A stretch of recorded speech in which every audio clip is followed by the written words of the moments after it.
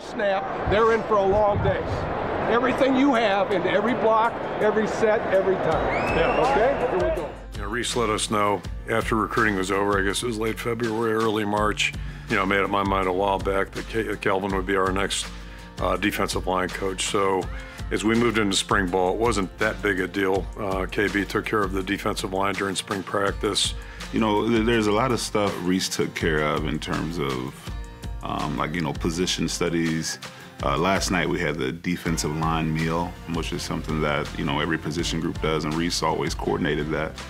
So, you know, as now I'm the defensive line coach, I was the one responsible for coordinating that. And losing a guy like Reese Morgan is no easy task to try to replace that void. So, and as we went through that process, I think it became really clear near the end there that Jay was like the perfect candidate. Well, coming out of college, I didn't really get a job in coaching right away. Actually, I sold hardware for about a year and worked in retail and had a management trainee position.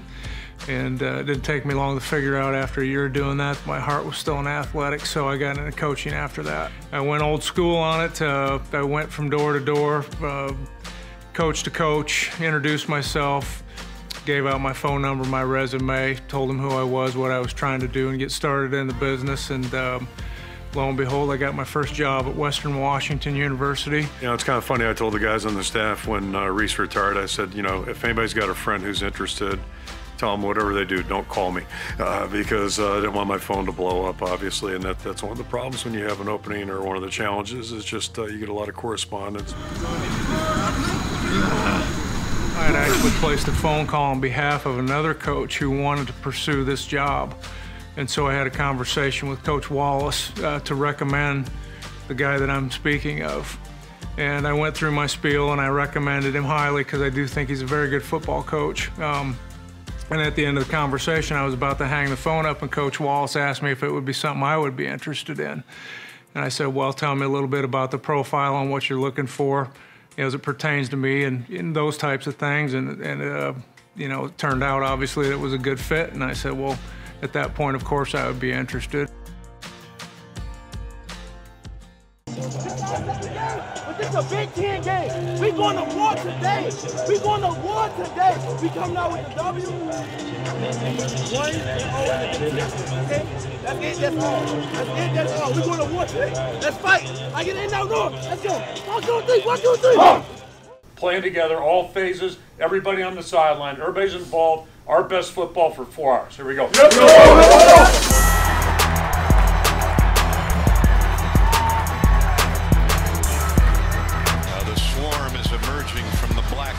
The newly remodeled tunnel walkway, and the crowd is on its feet. This is what Eddie likes to call Big Ten football.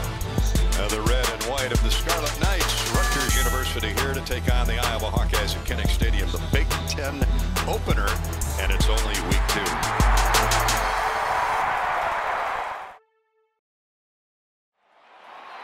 Nate Stanley, 1 touchdown throw behind Ricky Stanzi for 3rd all-time. He's got 55 total after 3 last week. Good protection down the middle of the field. Has a man open. Amir Smith caught 20, 15, 10, 5. Put it on the board. Touchdown. Touchdown, Iowa. 12 minutes, 18 seconds to go. Opening period, and the Hawks drop a bomb on the Rutgers defense to start the game. Really well-designed play. They made the safety on the right side of the field come up and take the short pattern, and of course there was no question about it. Lamar just ran right by. Lamar Smith just ran right by the corner.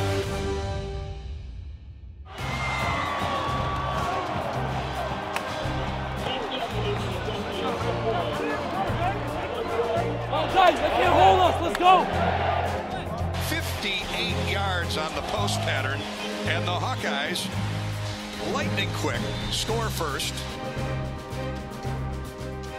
Carter rarely up under center, rolls out to his left, stops, doesn't have anywhere to go with it, throws it away. My, oh my, what coverage downfield. And then A.J. Epinesa tattooed him as he let the ball go. That was great coverage on the part of the Hawkeyes.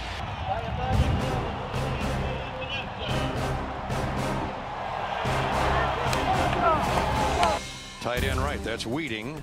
Here's Stanley. Play fake to the fullback. Now play fake to the tailback. Got a man open out in the flat that's caught. First down. Out across the 35. Is that Amir Smith-Marset? It is. Stanley on a play fake. Over the middle. Caught. Left to right. Inside slant. And I mean a hard throw and a terrific catch. Out of the gun, it's Stanley. Snap. They set up the screen to Kelly Martin. He's got blockers. 30, 25, 20, 15, 10. Cuts to the outside. Inside the 10. Down to the 6-yard line. It'll be first and goal. Tight end Weeding goes in motion. Play fake to the tail. Stanley, all kinds of time, lobs it to the far corner. It is caught. Touchdown! Touchdown, Iowa! Tyrone Tracy. All the way across the field from the slot position on the left side. He went all the way across the field. They lost him, and we had plenty of protection. Lofted it in there for an easy touchdown. Tim Barrow, the safety, never had a shot.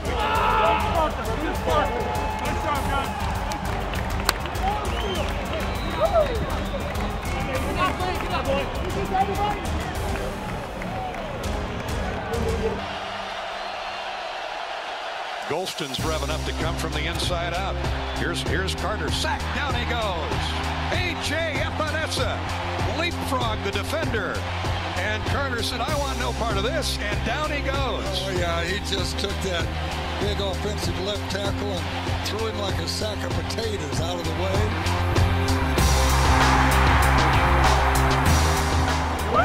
Don't count. I know you got 2 sides. Don't count. Let's see what Carter does here. Low snap from center. He gathers it under control. Hit as he throws it away. That one is intercepted. Intercepted. Hawkeyes pick it off. And it's Jayman Colbert, the linebacker. But it was the pressure up front that forced the turnover. And you guess who got there first? A.J. Epinesa. Field goal is good. The Hawkeyes a dominant first half performance from start to finish, especially defensively, and they've pitched a shutout. It's 20-0.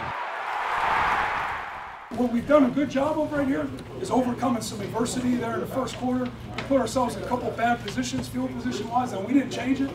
We got some help from the punt team, the defense, and then once we got this thing rolling, we're rolling again.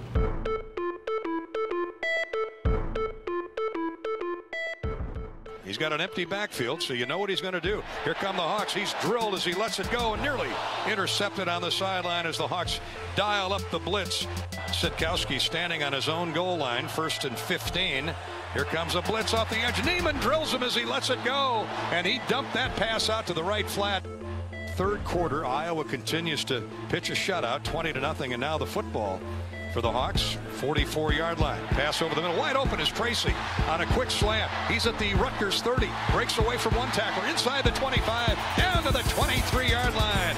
What an effort. And we may be seeing Tyrone Tracy come of age before our very eyes. And the snap, a delayed snap. Stanley hit as he throws. Caught. Touchdown! Touchdown, Iowa! Amir Smith-Marset has his second grab for 6 today. Boy, and I'll tell you, that was great protection. Stanley threw it in there, and again, they're working on the safeties.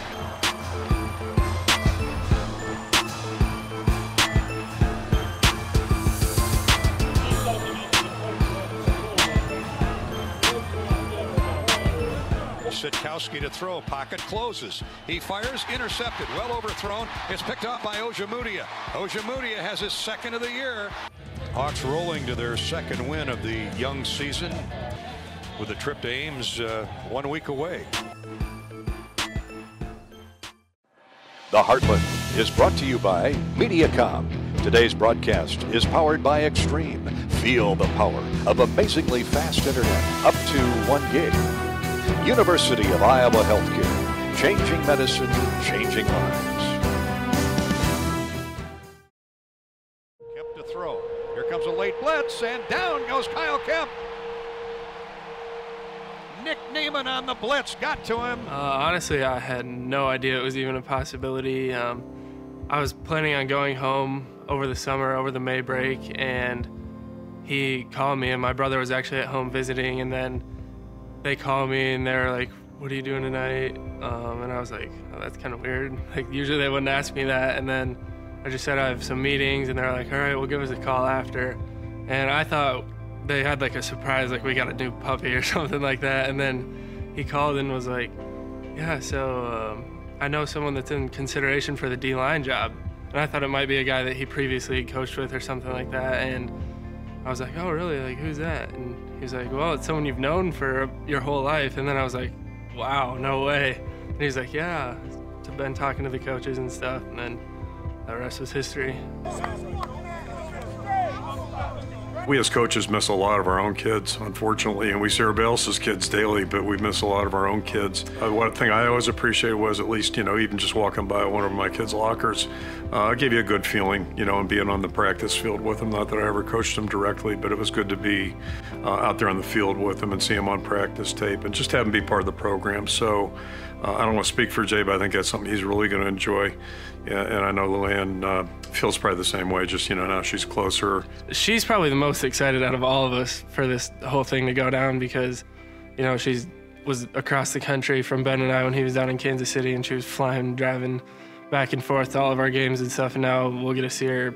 I'll get to see her pretty much whenever I want, and she's 3 hours from Ben. Hardly anyone has a dad coaching at this level, let alone gets to play for him, so that's going to be a really unique experience that I'm excited for, and just having someone that might give me a little bit more honest feedback than a normal coach might, and just having someone you can go to with anything. Well, I think a lot of people talk about or think about what it'll be like on game day to have the opportunity to be on the same team as your son, and that'll be neat. I'll really cherish that, and we'll make the most of that opportunity. I think for me, it's as much about the day-to-day interaction that we get to have, even this time of the year, where maybe on the way out to the field you can buzz by his locker and just see what's up, or sit down and have a meal together at training table. Those kinds of things are things that I have not been able to do up until now, and do have an opportunity to do that now. So that's just as important to me as what happens on the game field. Coach Niemann, all right? Yeah. I'm pretty sure there's a shutout out there too, wasn't it? Yes, sir.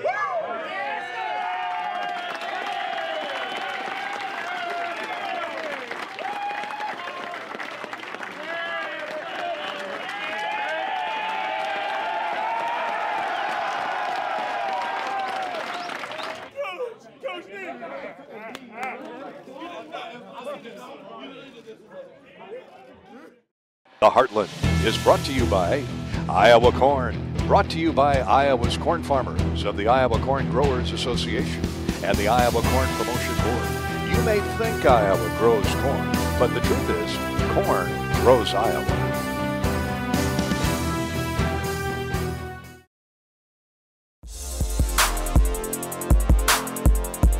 First touchdown, moved around, see what the defense was in. Corner was soft. I ran straight at him, tried to stem him up, gave him an outside move, and then finished it off with some speed. Hit him with some speed at the end, and Nate just gave me a great ball, and I just finished it. Just going out there, it's my hometown school, so just being able to do what I did. On the first possession, big play, big catch, and then just get the whole crowd into it. It was just a fun moment. Stanley hit as he throws, caught, touchdown Iowa.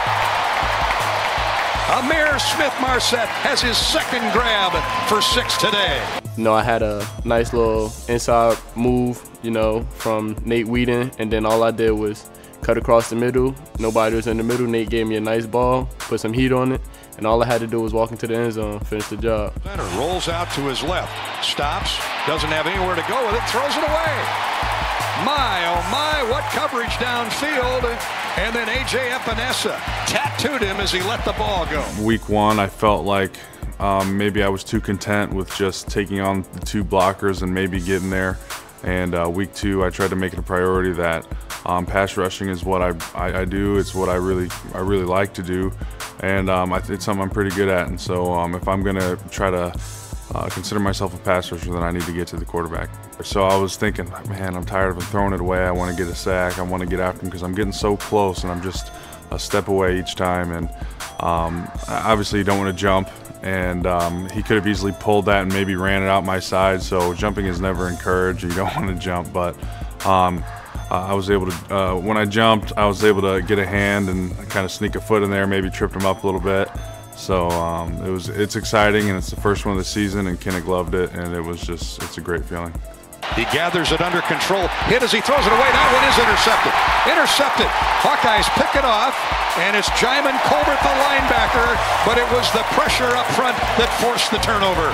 I was able to find a hole, a crease, and I was able to get right through it and put pressure on the quarterback. And as he threw it, I was able to get a hand up and hit his arm as he was throwing it, and I was able to affect the throw, and Jay Niemann was in his spot and made a play, and we got to give the ball back to the offense with good field position. All right, on 4th down, here comes the running kick by SLEEP-DALTON. Hits at the 15, rolls inside the 10, all the way down to the goal line, and it's down there. Yeah, so we're part of the same academy back in Australia, Pro Kick Australia, and that's sort of, that's how all the majority of the Aussie boys get over here, and it's always good to play against one of them, and we always hope that we both sort of have a good punt, and we did. We had a pretty good competition, and we got the win, so that's really all that matters. Keith is perfect on the day, perfect on the year at 3 for 3. He's got 2 today, and let's see if he makes it 4. He steps into it, punches it right through, plenty of leg. Keith Duncan. My consistency is like something we practice throughout the week. I've had a pretty good past few weeks kicking in practice, and that's thanks to the holders, snappers, and also protection. But just replicating that going to the games is pretty huge, especially kicking in front of 70,000+ fans is something that we're not really used to. So being able to do that in the games is, it's good to finally get comfortable with doing, especially when we start going to our away games. The Heartland is brought to you by U.S. Cellular. Hawkeye football is brought to you by U.S. Cellular. Avoid breakdowns in coverage with U.S. Cellular. Hy-Vee, where there's a helpful smile in every aisle. Hy-Vee proudly supports the Iowa Hawkeyes.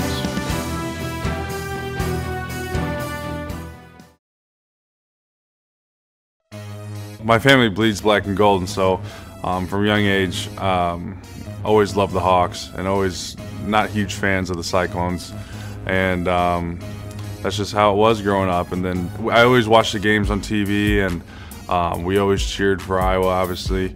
And now that I'm here, and now that I'm around the culture, and I got to experience playing them twice, and how much it means to the state of Iowa for not having any professional teams and really hanging their hat on their favorite college team. I mean, I know it means a lot to the state, it means a lot to the people, but it means a lot to the players and the people within the organizations as well. And so, I mean, it means a lot to me. I know it means a lot to the guys, and we want to win that trophy. If you need any extra motivation for a game like Iowa State as a player, then you're probably not doing it right, because just thinking about it really gets me ready to go, because it is a rivalry game and it's a trophy game, and adding a trophy just makes it's just more than just a game when it comes down to Iowa State.